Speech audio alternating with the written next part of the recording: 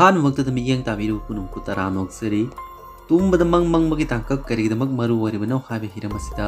ꯄꯥꯎꯗꯝ ꯑꯃ ꯇꯥꯃꯤꯟꯅꯁꯤ ꯇꯨꯝꯂꯤꯉꯩ ꯃꯇꯝ ꯍꯥꯏꯕꯁꯤ ꯋꯥꯈꯜ ꯃꯥꯡꯕ ꯑꯟꯀꯟꯁꯤꯌꯁ ꯑꯣꯏꯕꯒꯤ ꯈꯨꯗꯣꯡꯆꯥꯗꯕ ꯑꯃ ꯂꯩꯖꯔꯒꯁꯨ ꯃꯤꯑꯣꯏꯕ ꯌꯥꯎꯅ ꯁꯥ ꯈꯨꯗꯤꯡꯃꯛꯅ ꯇꯨꯝꯂꯤꯕꯁꯤ ꯀꯔꯤꯒꯤꯅꯣ ꯍꯥꯏꯕ ꯋꯥꯍꯪꯁꯤ ꯁꯥꯏꯟꯇꯤꯁꯁꯤꯡꯅ ꯃꯇꯝ ꯀꯌꯥꯒꯤ ꯃꯃꯥꯡꯗꯒꯤ ꯈꯪꯅꯤꯡꯗꯨꯅ ꯂꯥꯛꯂꯤꯕ ꯋꯥꯐꯝ ꯑꯃꯅꯤ ꯍꯧꯖꯤꯛ ꯌꯨꯅꯤꯚꯔꯁꯤꯇꯤ ꯑꯣꯐ ꯁꯨꯀꯨꯕꯥꯒꯤ ꯇꯤꯝ ꯑꯃꯅ ꯂꯨꯆꯤꯡꯗꯨꯅ ꯔꯤꯁꯔꯆꯔꯁꯤꯡꯅ ꯌꯥꯝꯅ ꯄꯨꯛꯅꯤꯡ ꯆꯤꯡꯁꯤꯟꯅꯤꯡꯉꯥꯏ ꯑꯣꯏꯕ ꯋꯥꯐꯝ ꯑꯃꯒꯤ ꯑꯅꯧꯕ ꯏꯕꯤꯗꯦꯟꯁ ꯊꯦꯡꯅꯈ꯭ꯔꯦ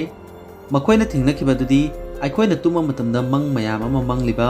ꯔꯦꯄꯤꯗ ꯑꯥꯏ ꯃꯨꯚꯃꯦꯟꯠ ꯀꯧꯕ ꯇꯨꯝꯕꯒꯤ ꯑꯀꯛꯅꯕ ꯐꯦꯁꯤꯡꯒꯤ ꯃꯅꯨꯡꯗ ꯑꯩꯈꯣꯏꯒꯤ ꯕ꯭ꯔꯦꯟ ꯑꯁꯤ ꯔꯤꯐ꯭ꯔꯦꯁꯤꯡ ꯇꯧꯏ ꯍꯥꯏꯕ ꯑꯁꯤꯅꯤ ꯃꯃꯥꯡꯗ ꯆꯠꯊꯈꯤꯕ ꯁ꯭ꯇꯗꯤꯁꯤꯡꯅ ꯇꯨꯝꯕꯒꯤ REM ꯃꯇꯝ REM ꯅꯠꯇꯕ ꯇꯨꯝꯕꯒꯤ ꯃꯇꯝ ꯑꯃꯗꯤ ꯃꯤꯀꯞ ꯊꯣꯛꯂꯒ ꯂꯩꯕ ꯃꯇꯝꯁꯤꯡꯗ ꯕ꯭ꯔꯦꯟꯗ ꯂꯩꯕ ꯏꯒꯤ ꯏꯆꯦꯜꯁꯤꯡꯒꯤ ꯈꯦꯠꯅꯕꯁꯤꯡ ꯇꯣꯉꯥꯟ-ꯇꯣꯉꯥꯟꯕ ꯃꯦꯊꯗꯁꯤꯡ ꯁꯤꯖꯤꯟꯅꯗꯨꯅ ꯑꯣꯟꯈ꯭ꯔꯦ ꯃꯗꯨꯗ ꯃꯥꯟꯅꯗꯕ ꯃꯈꯜꯒꯤ ꯔꯤꯖꯜꯠꯁꯤꯡ ꯐꯪꯈꯤ ꯁꯨꯀꯨꯕꯥꯅ ꯂꯨꯆꯤꯡꯕ ꯇꯤꯝ ꯑꯁꯤꯅ ꯃꯈꯣꯏꯒꯤ ꯈ꯭ꯋꯥꯏꯗꯒꯤ ꯑꯅꯧꯕ ꯁ꯭ꯇꯗꯤ ꯑꯁꯤꯗ ꯎꯆꯤꯁꯤꯡꯒꯤ ꯕ꯭ꯔꯦꯟ ꯀꯦꯄꯤꯂꯔꯤꯁꯤꯡꯗ ꯃꯈꯣꯏꯅ ꯇꯨꯝꯗꯨꯅ ꯂꯩꯔꯤꯉꯩ ꯃꯅꯨꯡ ꯑꯃꯗꯤ ꯃꯤꯀꯞ ꯊꯣꯛꯇꯨꯅ ꯂꯩꯔꯤꯉꯩ ꯃꯅꯨꯡꯁꯤꯡꯗ ꯔꯦꯗ ꯕ꯭ꯂꯗ ꯁꯦꯜꯁꯤꯡꯒꯤ ꯃꯨꯚꯃꯦꯟꯠꯄꯨ ꯍꯛꯊꯦꯡꯅꯅ ꯚꯤꯖꯨꯑꯦꯂꯥꯏꯖ ꯇꯧꯅꯕ ꯇꯦꯛꯅꯤꯛ ꯑꯃ ꯁꯤꯖꯤꯟꯅꯈꯤ ब्रेन कैपिलरीसिंग असिदा ब्रेन सेल्सिंग ईगगी मरक्ता न्यूट्रिएंट्सिंग अमसुंग वेस्ट प्रोडक्ट्सिंग सिनबा हाबिद एक्सचेंज तौनबगी थबक तौरिबनी स्टडी इदुगी सीनियर ऑथर प्रोफेसर यू हयासिन हाइकी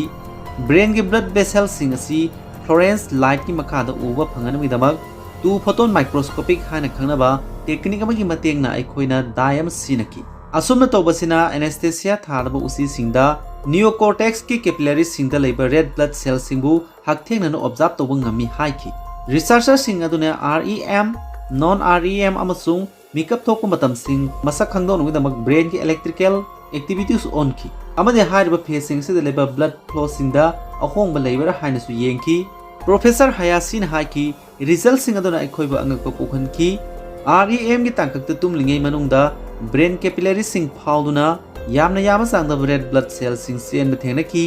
अदुबो REM नतब तुमबगी तांकक अमसुंग मिकअप थोलिंगै मतमगी तांकक असिगी मरक्तदी खेनबा मत लैखिदे फिबम असिना तुमबगी REM तांकक असि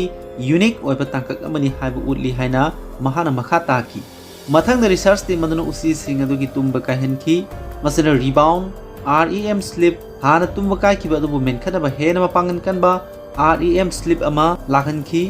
रिबाउंड REM स्लीप की तांकक मनुंगदा ब्रेन लेरबा ब्लड फ्लो दा अमुके हेनगलखी मसिना ब्लड फ्लो का REM स्लीप की मापांगलगी मरक्ता मरी अमा लैनै हाइबा ताई अदोमोनबा रिसर्चर सिंग अदुना हाइरबा एक्सपेरिमेंट सिंग अदोमक एडिनोसाइन A2A रिसेप्टर सिंग याउदबा उसी सिंगदा अमुक जाथकी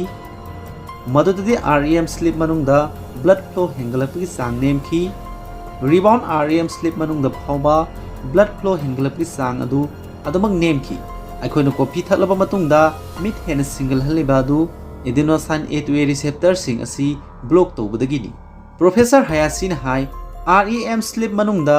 ब्रेन की मनुंगी ब्लड फ्लो दा लालिबा होंग सिंग असिगी मनुंगदा यामद्रबदा खरदी एडिनोसाइन A2A रिसेप्टर सिंग थोगनबा ओइरंबा याय हाबसी रिजल्ट सिंग असिना ताई ब्रेन दा ईगी सेल हंथरकपा मसुंग REM स्लीप हंथरकबगा ब्रेन दा वेस्ट प्रोडक्ट सिंग पाइखलकपगी थोंग यावरबा अल्जाइमर्स डिजीज डेवलप तौरपगा मरी लैनै हाइबा वाफम असि लैबना ब्रेन दगी वेस्ट प्रोडक्ट सिंग लौथोनबगीदमक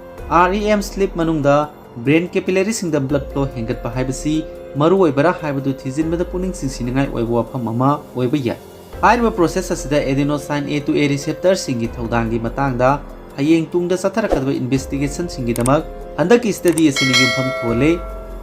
मसिना अल्जाइमर्स डिजीज कुंबा अनाबा सिंगी अनोबा लायेंग सिंग सेमगतपदा यामना चावरबा लमजिंग मैरामा ओइरबा यारी अरोइबदा ngasi पाउदमगी वीडियो येंगबिरु पुनुमाकु थागतचरी।